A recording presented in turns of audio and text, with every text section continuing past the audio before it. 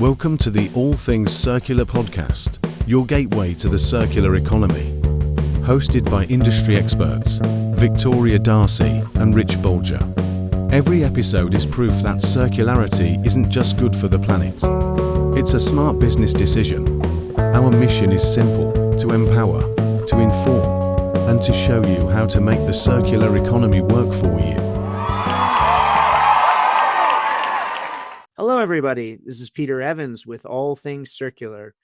Excited today to have a very special guest, Stephen Howser with Evercycle, and we're looking forward to a really interesting conversation. Vic?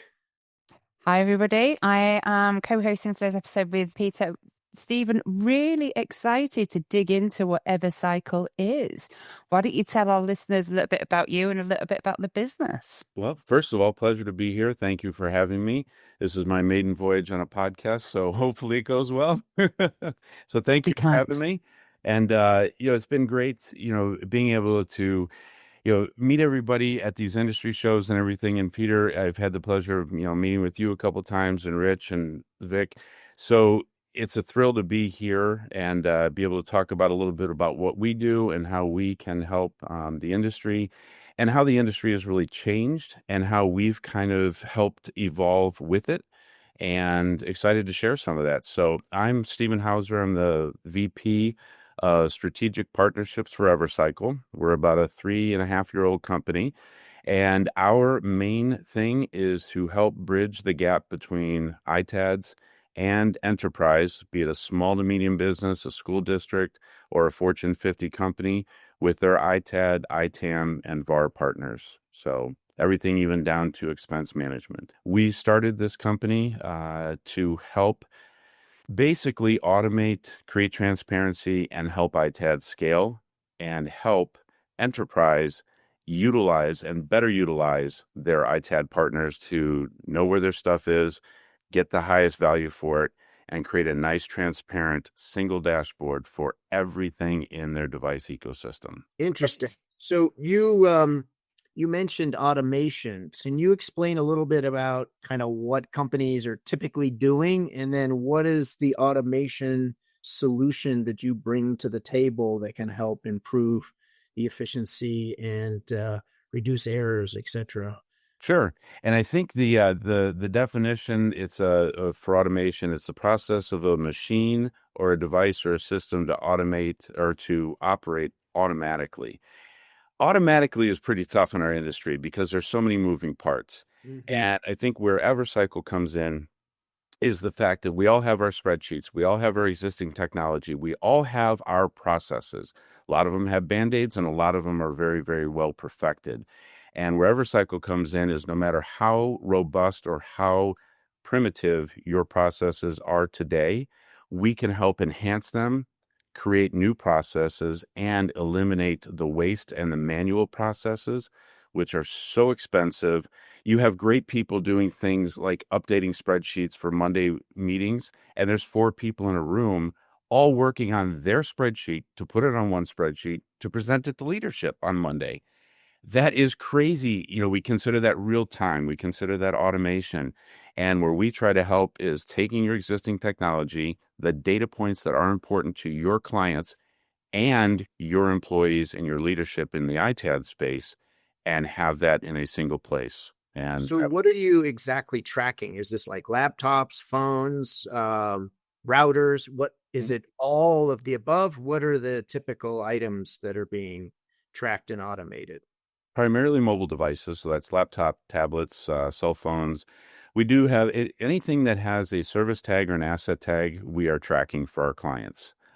In the event that you do have a bulk recycling project, we also you can track the Gaylords that are coming in, the large pallets, and shipments. So if there is a customer that has viable devices, but they also have all of their recycling I guess you say recycling partners as well, that stuff can be tracked from a tracking perspective on our platform. Maybe not down to the serialized level, but they know that there are 6 pallets coming in from California, so they know that they need to be prepared from a staff perspective. Gotcha. Sorry, just follow up. Can you give people a sense of the scale that's involved? Like a typical company, are they dealing with like a couple hundred IT assets, or is it in the thousands or tens of thousands? What is the scale that's involved? Sure. We have companies that have as little as 150 total mobile devices in their ecosystem, upwards of hundreds of thousands. And we have box recovery programs existing today, one a week or 175 to 500 per day. Wow. Yeah. Actually, that's quite a good segue into what I was going to ask. So, one of the biggest challenges within IT asset disposition or IT asset management is the grading of the product, because that affects the outflow of where that product goes for its, whether it's going to be reconditioned, remanufactured, refurbished, or indeed it's going to be going to recycling and reclamation. So one of the challenges that I know most organizations have is they don't control those assets to the point that, they're mobile assets. They're out with the users. How does Evercycle bridge that gap between what the users got in their hands?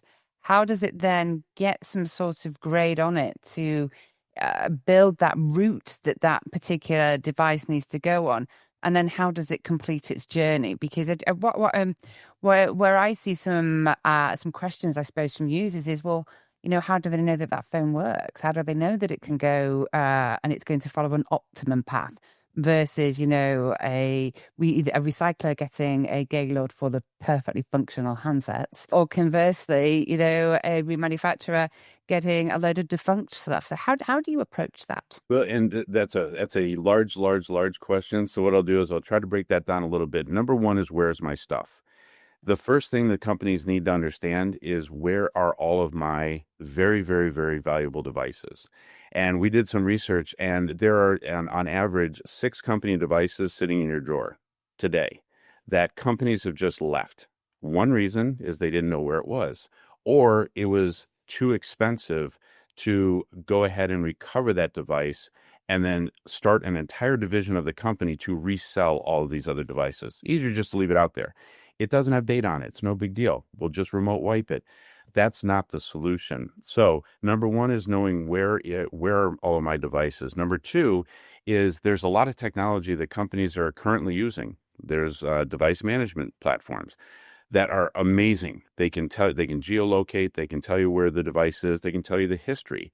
The problem is, once that leaves the network, we don't know where that device is. And where Evercycle comes in is, Evercycle can be on the front end when the device is purchased. Anytime it moves through any of their ITAD partners, their repair partners, if it's deployed, if it moves from an employee to an employee, another division, if a company is bought or sold, do those devices go with that company? Do they stay with the old company? Who has the stuff? And then from there, at the end of the life cycle, it is amazing how well Evercycle enables the enterprise and the ITAD to work together to simply recover those devices, knowing the history of the devices, because our platform at Evercycle can talk with MDMs, it can talk with other software, and make sure to pull those data points in. So in one platform, they know what the device is, where it is, what the history is, and how easy can I get it back, and what is the value today through my partner or any of our other existing partners. That is the key. Where is it? How easily and how inexpensive can I get it back? And what is the value, and where do I keep it? How can I keep it in my ecosystem? I don't want to sell all this stuff all the time. I want to keep that phone as long as possible. Remote people in the field don't need a brand new iPhone 16. Keep an iPhone 14, 128 in the ecosystem as long as possible, and then at the end, responsibly recycle it. Gotcha. So you mentioned knowing where these are, but you also want to know what the value is. How do you help clients understand the value of these assets if they were to be resold? Sure. Great question. Number one, we have our ITAD partners. They are able to maintain a price book that is accessible to their enterprise customers on our platform. So at any given time, if they have 6 MacBooks and 15 phones and 17 routers and whatever's in that price book, they can go in and build a real-time quote, go ahead and save the quote. And if they come back to that quote a month later, they can automatically refresh pricing. That takes away, hey, Joe, I have 50 MacBooks. Can you get me a price? That goes to a customer service rep. Then the customer service rep has to get a quote. Then it is emailed back. I see. Then all that back and forth is completely eliminated. And the other thing is what we're doing is we have repair partners that we are bringing data in with AI and making sure that we can click on any device in my ecosystem. I can say, do I retire it? Do I repair it? Do I keep it in the field and upgrade it? Or is it officially going to be end of life? And then it gives you the options with our partner and the pricing that is available to that. It's incredible. So now you can say, what do I do with this device? And with our platform, it can give you suggestions. And with a single click, they can go ahead and execute upon that request. Wow. What I loved about this was when I began to really dig into what Evercycle was in preparation for today, I realized that this is a huge collaboration. What you've built is an ecosystem that would allow a customer, whether that be the asset owner, the lessor. I did think about, where the title is held of those assets. It's, really anybody that holds title can access this ecosystem and actually use it to manage the movement of those assets. I think it's, yes, and it's that partnership and that collaboration. I mean, do you find that when customers sort of come in and that they understand the landscape it is of what you've built, that you gain more trust, you become more of that trusted advisory role?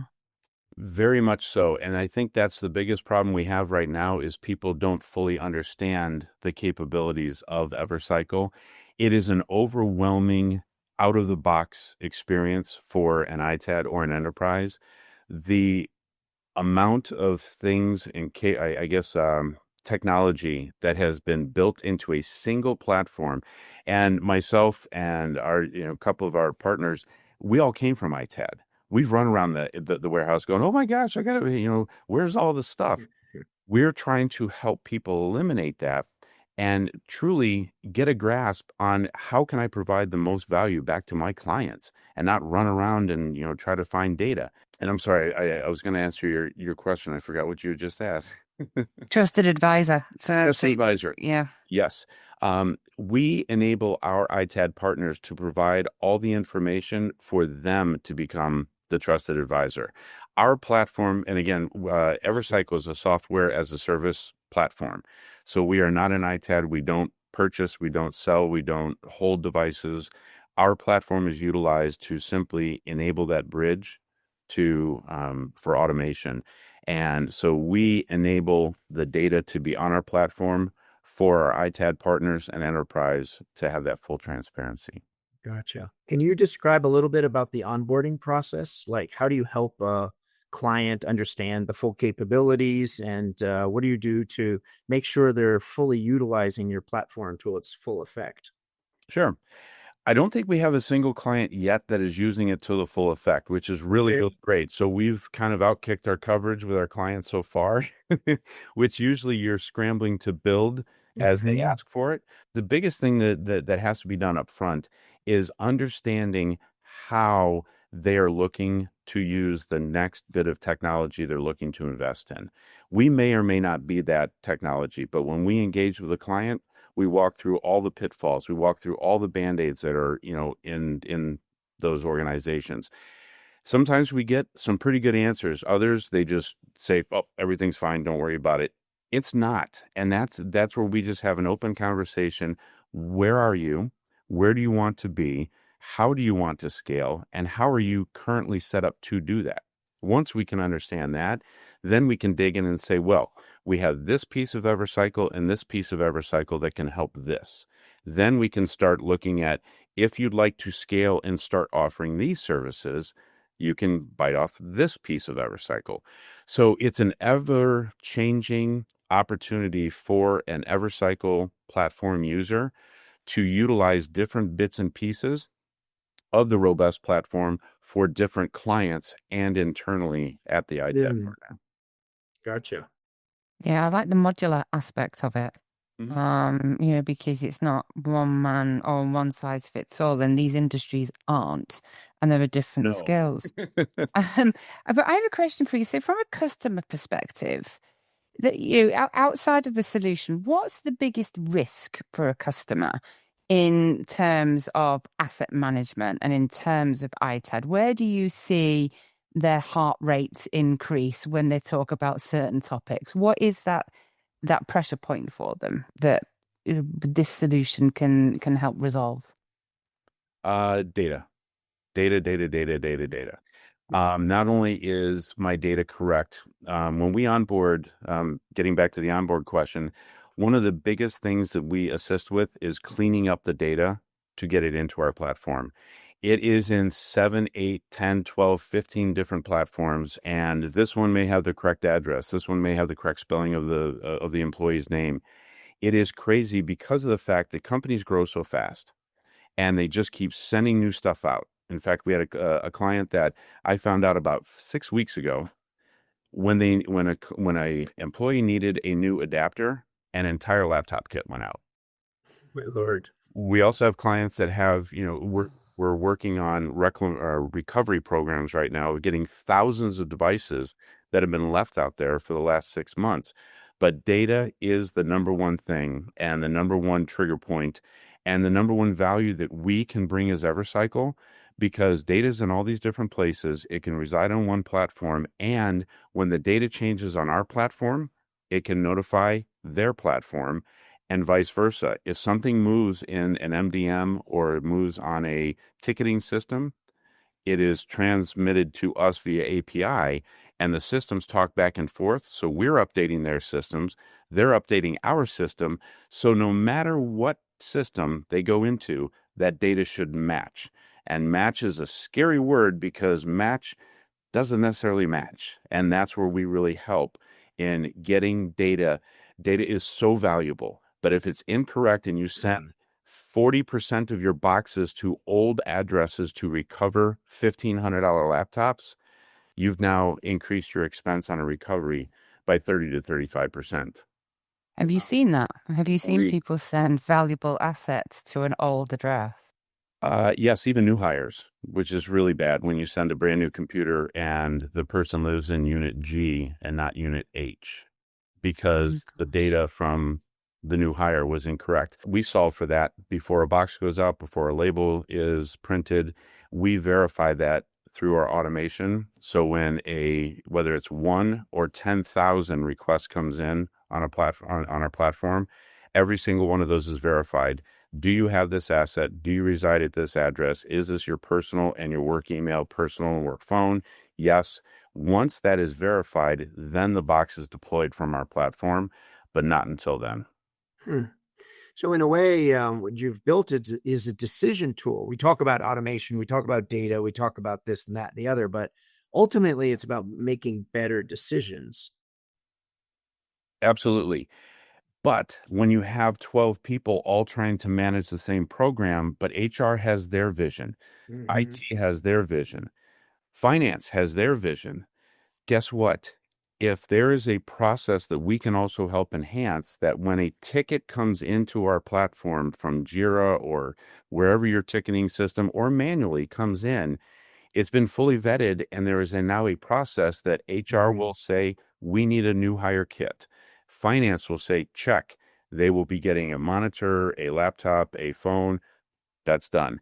Then it goes to IT, and IT says, great, now we need to make sure that this partner is provisioning for a developer new hire, a remote new hire, a branch new hire. All of that is built into our workflows. So IT then clicks on the correct workflow, new hire, it goes to our partner, and everything is deployed. And as soon as it's deployed, the new hire is notified, the HR person is notified, IT is notified that everything is done. They've all clicked their button, and everything is completely handled. And the new employee gets an automated notification that their kit is on the way. Welcome to ABC Incorporated. This is your tracking number. Any questions, click on support. And by the way, here's your onboarding instructions. Click here. And this happens on the back end as well when they reacquire those assets or call those assets back. Yes. That's where I was going to go. So flip that over. Let's say an employee is on their way out of an organization. Yes. And need to send their assets back. Does the platform allow for that stop check? That's, to then say, did they return the iPhone 16 or did they return a 14? Did they return a fully functioning laptop and a router and, anything else that they had in their home office? That check and balance, because that's got to close the loop on the cycle, because data's one aspect of it, but then accuracy and action are another. 100%. And so, yes, on the back end, when there is a termination or someone is, willingly leaving a company, again, that ticket can come in to the request. It can be a single or it can be a bulk upload. We've done 10,000 or just under 10,000 in one fell swoop. Or if you have the one employee that is leaving the company, that ticket comes in. Once again, it's verified before the recovery kit is sent out. And then as soon as the recovery kit is verified, that will be deployed. Again, it's all tracked. Real-time tracking. As soon as FedEx, UPS, USPS scans it, it's updated in our system. So no matter where that recovery kit is in the world, we can go ahead and we have visibility to it. Our ITAD partner has visibility to it. But most importantly, the enterprise customer has visibility to it, so they don't have to contact and bug the ITAD. Did they pick it up? Where is it? What is it? The other nice thing is once the recovery kit is received by the device holder, the device holder will get an SMS text and an email every single day until they return it. So then we also have escalation. So if you want that to happen the first 5 days, that's the first message. Well, if you want it to then escalate, the message changes a little bit. And then once there's a cutoff, the client's HR department, or however the SLA is structured, they will be notified. And now it's an escalated personal trigger that HR is now going to reach out directly to that customer or that employee and say, it's time to return our stuff. So Big brother. Yes, like big it. brother. Yep. Yeah. But I suppose because it's that end-to-end management, it's that cradle to grave. And that cradle to grave is not linear for everybody. There's different ends, there's different grades. There's, so let me ask you a question. If I were to give you sort of within the industry, a blank sheet of paper, what piece would you like to kind of rewrite from the start? If there's a policy, if there is an attitude, if there is something that you can say, do you know what, if I had a magic wand, that's the piece I would change. What would that be? Education on how to extend the life of a device. So many people say, you know what, it's not worth it. It is worth it.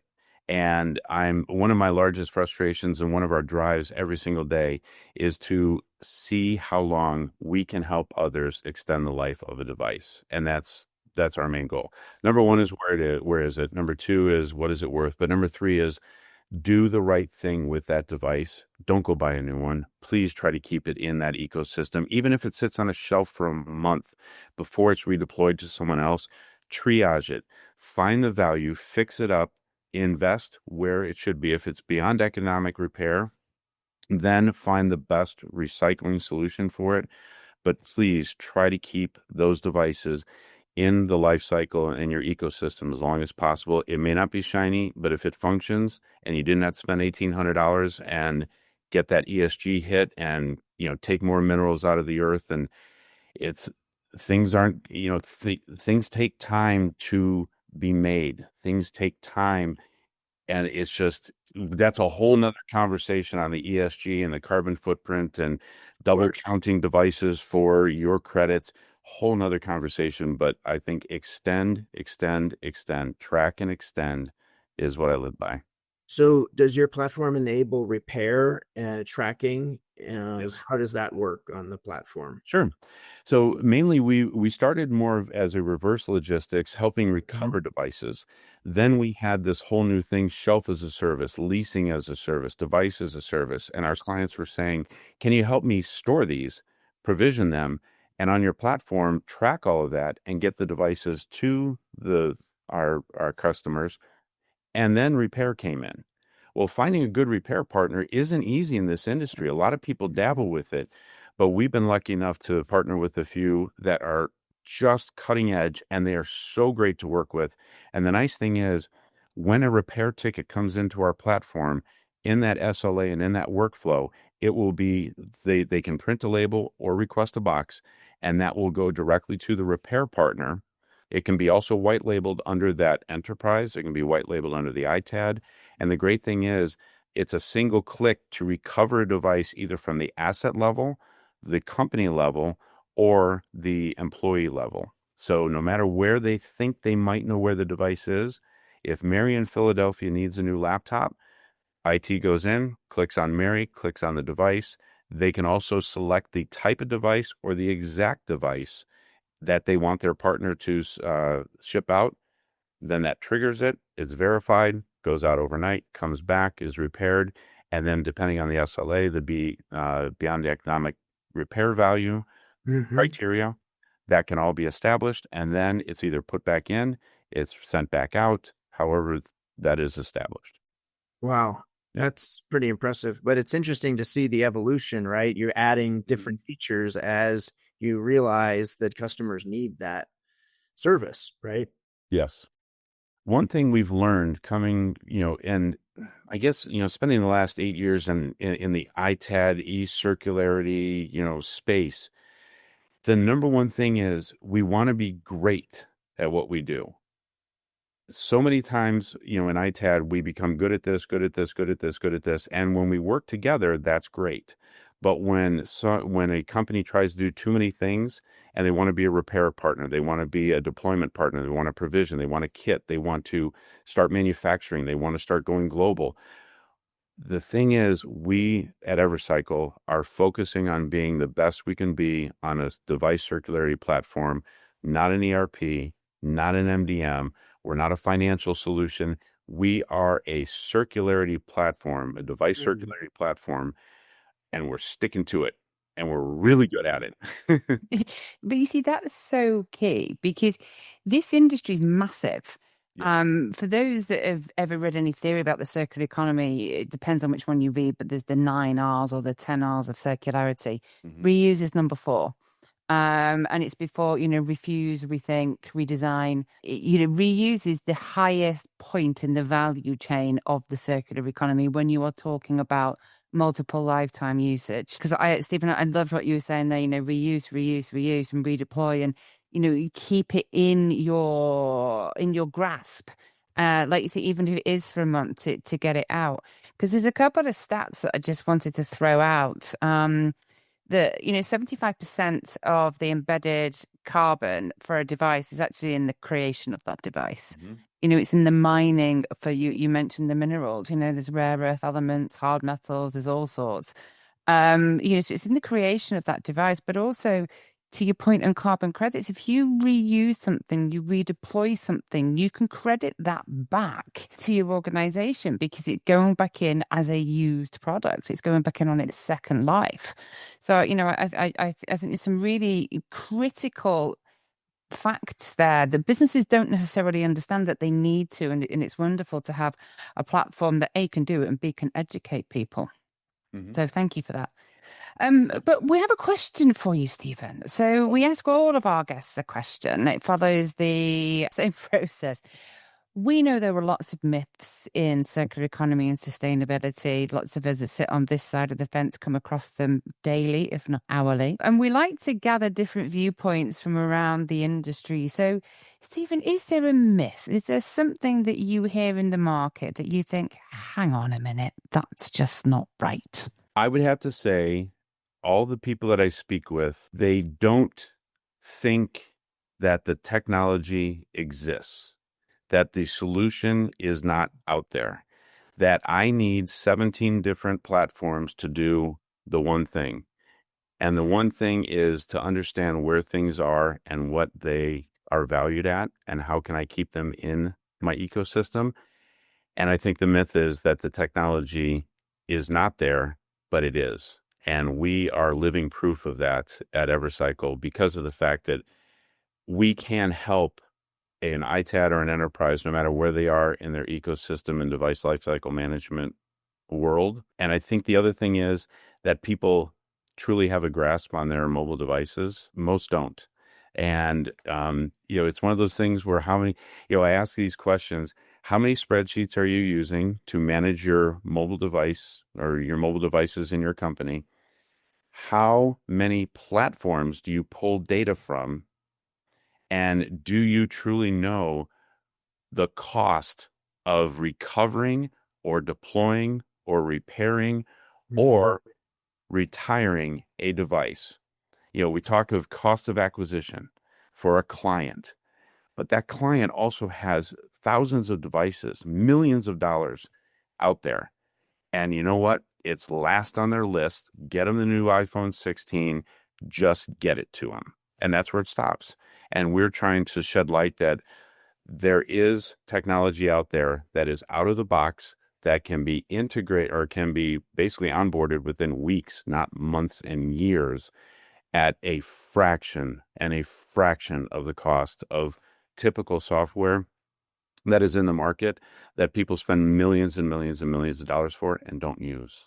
Wow. We're That's here. great. So if people want to learn more about Evercycle and more about maybe contacting you, what is where can they find you? And where can they find Evercycle? Sure. Our website is Evercycle, EverCycle.io. So evercycle.io. We're also, most of the shows will be at Mobile Disrupt. Okay, great. I think in July. Yeah, coming up in Miami. I'm being dragged across for it, so you're coming across. Excellent. Coming across. Wonderful. And then I'll also be sitting on my first panel discussion at Mobile Disrupt this year. So I'm very, very, very excited. It's part of a process where there's certification, automation, and what happens when the big guys come and knock on your door. Nice. Oh, I'll be sure to check that out, actually.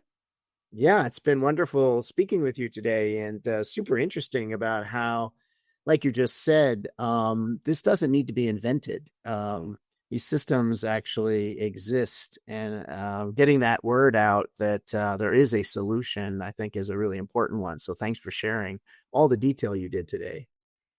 Well, thank you for having me. It's been a pleasure. And yes, anything you need to learn more about Evercycle, please visit our website. And I'm also on LinkedIn. And who isn't, right? Absolutely. Yes. Oh, Stephen, thank you for your time. I've really enjoyed our chat.